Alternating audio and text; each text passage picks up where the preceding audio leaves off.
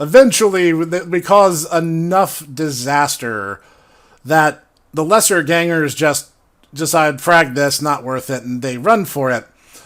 And this great big 7 foot tall elf comes in and starts just wrecking stuff against this chainsaw attached cyberized orc named Bloody Jack that become the final boss fight for this encounter. And yeah, this goes crazy to say the least, because once again, Ingrid's on the front line. Clockwork is hiding. Troppo is just shanking dudes. And the captain actually rushes in and somehow manages to soak a chainsaw. I assume he was secretly an exalted that wandered out of his original setting or something. And eventually... Yeah. Wouldn't surprise me. Eventually, I think... Oh yeah, Ingrid basically decided to dedicate her entire role, including using her not limit, what was it? Edge, right, to basically gamble that she can basically just unload into the guy.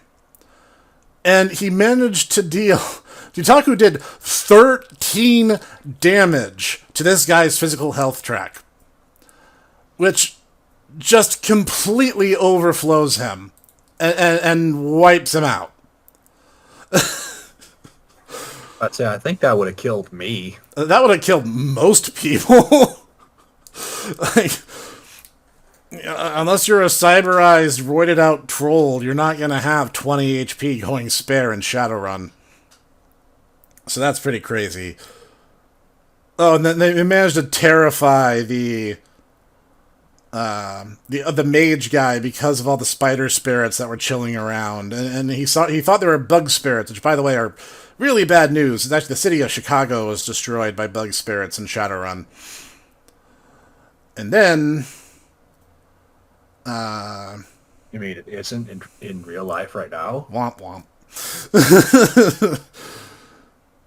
So they finally defeat the bosses, and coffee is restored. And that's actually been something that's maintained continuity, is it's like, coffee. There's coffee now. And if you want soy calf, you can have it, but like it's cool and hip and with it to drink real coffee again. I think this is it. I think we're actually... No, because this is when we meet Big Dave. And, Big Dave was a fun character to write for. He was a dwarf. He was one of the Johnsons, but he was basically such a high-profile figure that he couldn't hide his name if he wanted to. So, like, as a sign of respect, they called him Mr. Johnson, but everyone knew who he was. Big Dave Splendor, who was obsessed with big things and people who can accomplish big things. In fact, he has 3 troll girlfriends because he's only interested in big things. And this is where I meant well, but I, as the GM, kind of failed, but at the same time, so did everyone else. But mostly me.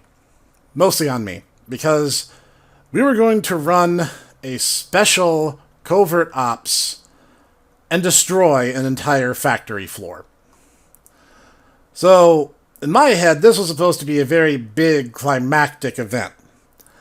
And it really couldn't have been anything... Well, like, it kind of was, ultimately. But a lot of the process of getting to that point was painful. Mind you, we're still in 5th edition at this point, and if you want to know how to demolish a building in 5th edition Shadowrun, don't! Because it's way, way, way worse than it has any right to be. So, they set up the idea is there is a plant outside the city, kind of out in the middle of nothing, a Horizon plant working on next-generation comlinks. But it's also entirely possible that the comlink models were of stolen design, and Big Dave had a lot of money running on a short against Horizon. And if you're not familiar with financial terms, it means that he would make a lot of money if Horizon failed to make money. Mm-hmm. So, the only real police in this area was the Lone Star Patrols, which I think was the one time we asked Linka for help, basically asking them to thin the herd, as it were, and allow them to easily slide in.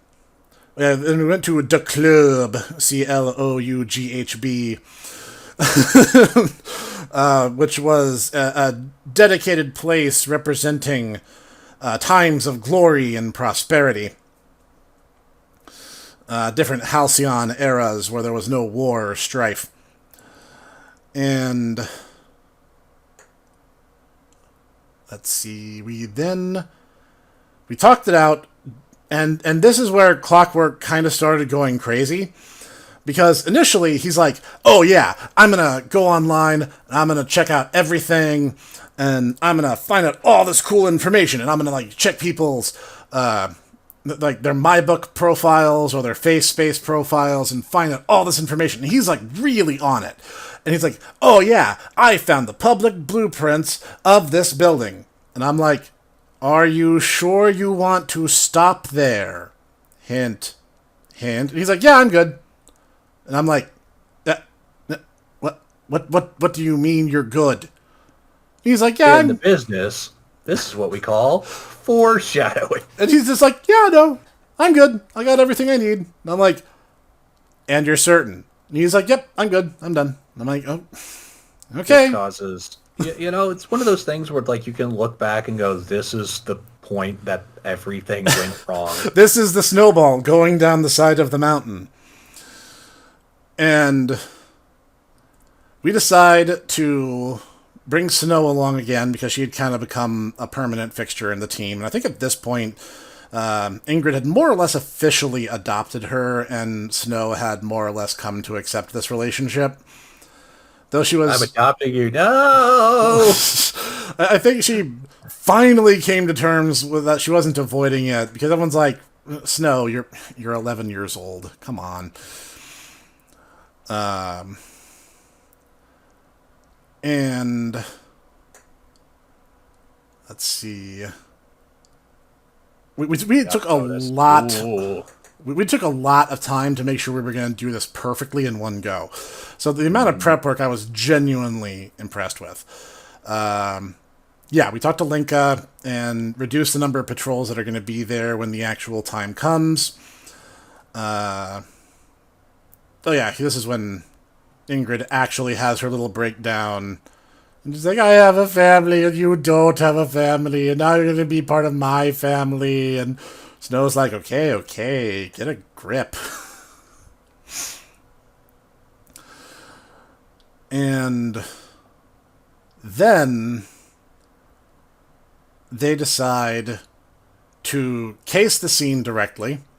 This is where things start going poorly, because Ingrid and Clockwork head in to the facility armed with some fake IDs that Honoka rigged up for them, because she kind of had access to some equipment that normally shouldn't be that readily accessible. But again, throwing my team a bone, so this is already getting way more complicated than I wanted it to be. And Clockwork... What was my fake name? I had a really stupid fake name. Like... Oh, you were Maxi Pads. Oh, that's right. Yep. Then I forgot what Clockwork's was. It was something about it. It was about as asinine, yes. And Clockwork gets in, and his role to use his SIN, his ID card, basically, fails. He didn't glitch, but he did fail.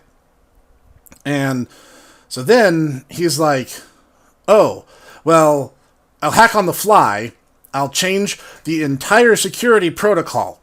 I'll just do that, like, right now, because I'm that good. And I'm like, whoa, okay, roll. And he does. He knocks it out of the park. And I'm just like, oh man, that's really smart. That's great. And then he's like, oh, I'm going to hijack the entire camera system so I can see what they see. And I'm like, yeah, dude, that's great. That is amazing. And they hit the stairwell, and Ingrid is able to get in past the security guard, this big, heavy-set troll, not troll, he was an orc, I'm sorry. And she's just like, oh, I'm the new girl. Could you please let me in? Bats my eyelids, and he's just like, sure, okay. Pretty girl. And yeah, just lets her in. And actually, though, it's proven that you can do that. Yes. In most places. It's kind of sad / scary. and then they arrive in the stairwell. And Clockwork's like, are there cameras? I'm like, well, yeah. I mean, it's a standard protocol OSHA compliant stairwell, and there's handrails, and there's cameras in each corner. And he just locks up on the spot. And we don't fully understand what's happening, because he just got done being an amazing decker and blowing past all expectation, and he just loses it.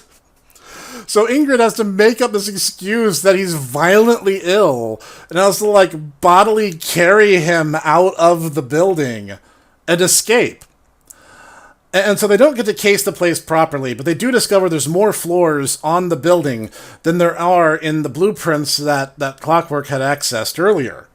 Oh, and not only are there more floors, but they're also building mil-spec drones. Yes. The powerful mil-spec drones. Very, very powerful ones. And Clockwork, I think, ended up having his schedule at work change. So he ends up dropping out for a short time. So I jokingly punctuate it by Honoka asking Clockwork out on a date. And without any context, I just say, Clockwork, roll body plus athletics. And everyone else in the chat just goes, oh god, she's gonna kill him. And that's the last we see of Clockwork. F's in the chat. Clockwork. Poor Clockwork. And Godspeed, you crazy diamond. so because they're man down, I allow them to recruit Oscar, who, basically having been given the rundown of everything that's going on, goes, you know what, it'd be safer if I went with you guys, and that way I can ensure that you're safe. They get in, and they manage to use the information that they gathered up to this point in order to actually get in and start setting up a bunch of explosives. Yeah, by the way, we had this entire situation where we also had to, go through this Chinese weapons manufacturer. Ah, yes. And, yeah, she had this thing where she was like, hey, so you want to blow something up? Well, I know something you can blow up. And it's like, moving on now.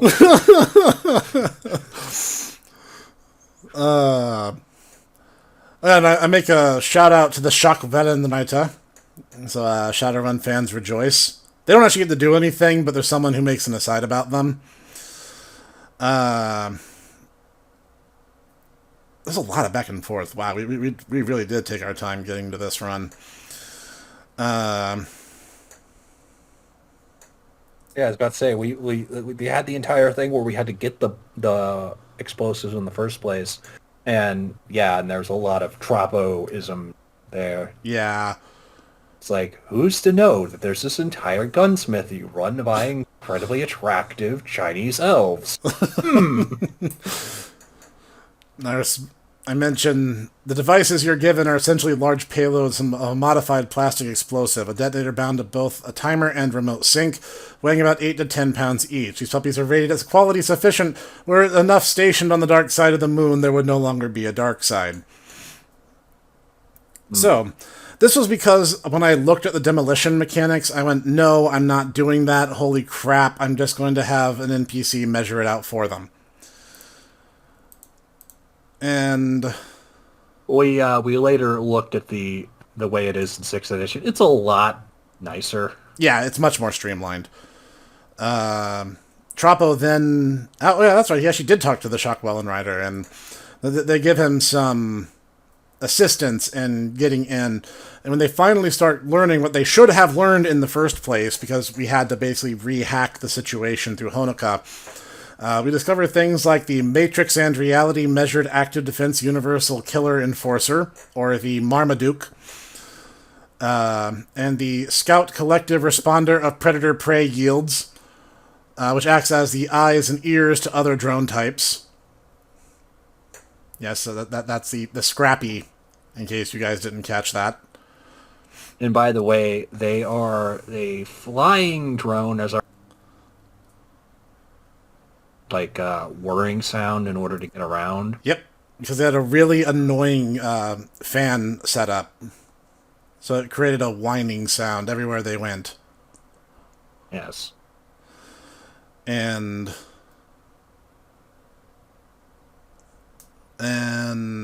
there was the Scooby, the Shaggy, the Scrappy, and the Marmaduke. Mm-hmm. Because if there's a dumb joke to commit to, I commit to it completely. Yep. We break in, they set up the plastic explosives, and on their way out, they find this essential cyber zombie. That's the thing I should probably mention. In Shadowrun, there's a thing called essence. Your essence is basically how much of a connection to your own soul you have. So if you're a mage or a shaman, you want this essentially as high as possible. Every time you replace a limb with a prosthetic or mechanics, or if you pop out an eye and pop in a cyber eye, your essence goes down some measure. If your essence goes to 0 or below, you are essentially medically dead, even if your body is still alive, and you become what's known as a cyber zombie, and they're really scary. Cyber zombies are scary on someone who's just in the wrong place at the wrong time, but this guy that they found was a troll who was taken apart for the sole purpose of becoming a killing machine. And...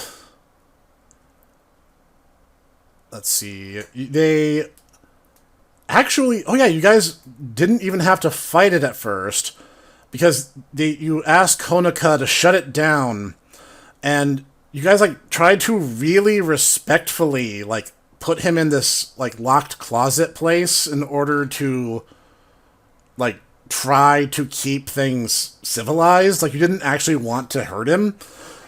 It's a shame I didn't give you a say in the matter, because that's when you guys discovered the supercomputer, the Heathcliff.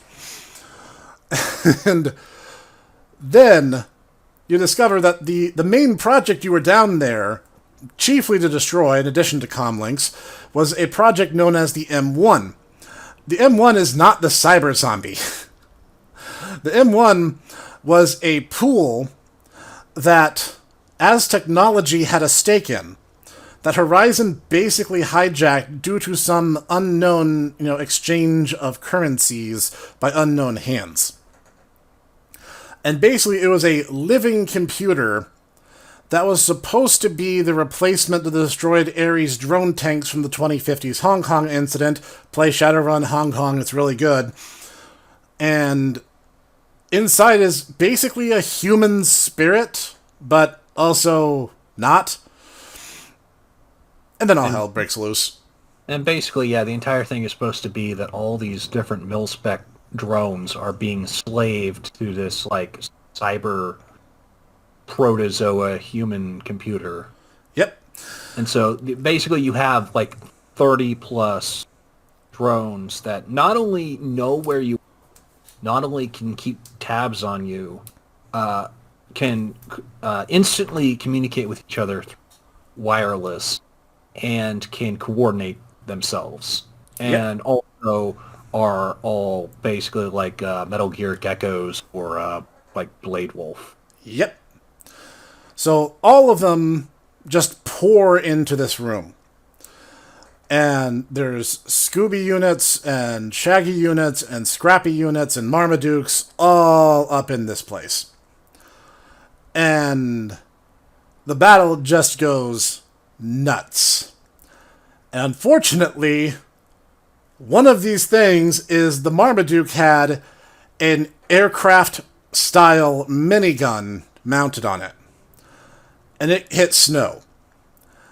Snow was not able to dodge, and honestly, if I had just calculated this as sheer raw damage, Snow would have died. But I didn't want to do that. So instead, I decide to raise the stakes in a different way. She has to take 14 damage to her physical track, which is alive but barely.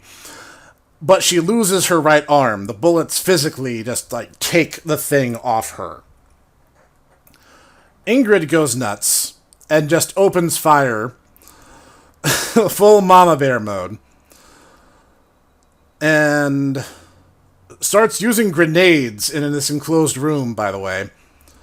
And then we also discover exactly how powerful Oscar is here, as I mentioned before.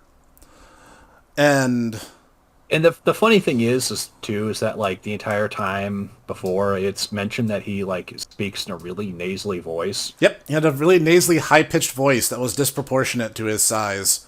Yeah, so even though he's this 8-foot tall guy, he speaks like this.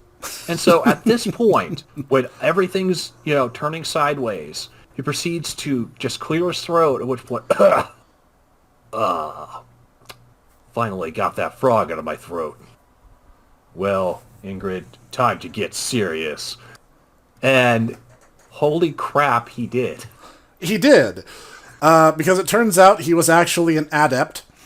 And he literally ripped a scuba unit in half with his bare hands. It's like pulling it over his head and yanking real hard. And just, boom, just destroyed this thing's entire structure in one go.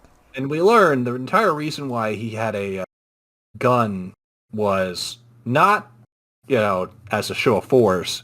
It was because a gun would theoretically not kill someone instantly. Unlike his hands. Yes. Which would. Oh, yes. So then Oscar gets this All Might moment where he single-handedly blocks a stairwell as the others are running, and it has his 1,000 mighty blows as to basically smashes most of the machines before they even get out. And then everyone has to leg it because the timers are almost out on the bombs. So they get out just in time and start heading to the nearest dock wagon, and the entire compound basically just goes up like the 4th of July. Just boom. Oh, yeah, by the way, we're walking out of the foyer, at which point we encounter the orc guard. The security guard and the secretary were still there, and Ingrid is like, you guys need to get going. Look, I understand that, I really, you're really sweet. I really, I don't want to break your heart, but I'm actually, in something, but you really, I don't want to see you get hurt. You need to leave. You all need out. Right now. And right now. Literally right this second. Please do not waste any more time. And in the wake of it, they get the biggest payday of any run that I have ever GM'd. I believe it was 28 grand each. Just because it was such a colossal cluster. It was a big blowout of a crazy time. It was, and Ingrid ended up proposing to Oscar and got her job with Knight Errant again because of the information she was able to steal on Project M1. And they were like, okay, fine, we agree, but you're going to be a desk jockey, and we're not going to allow you to blow anything else up. Yeah, basically, I was like, this is some serious, people were not doing things in terms of their corporate law, not good. Yeah. People are going to corporate jail for this. Yeah. And they're probably never seeing the light of day again. And but yeah, and so it was at that point that I'm like, I feel like this is probably a good time to retire Ingrid as an active runner. She has her good moment now. She finally, worked up the courage to kind of, admitting her feelings that I kind of been playing with, for good boy Oscar. And,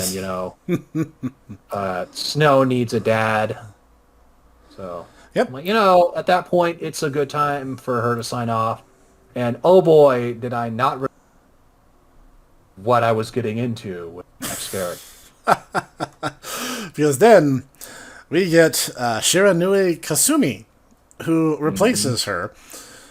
Troppo was still around, and Clockwork was still out of commission, and I introduced the third spider spirit to Troppo's roster, Lucas the Wolf Spider. That's a Lucas the Spider reference, everyone. Look it up. It's on YouTube. It's super cute.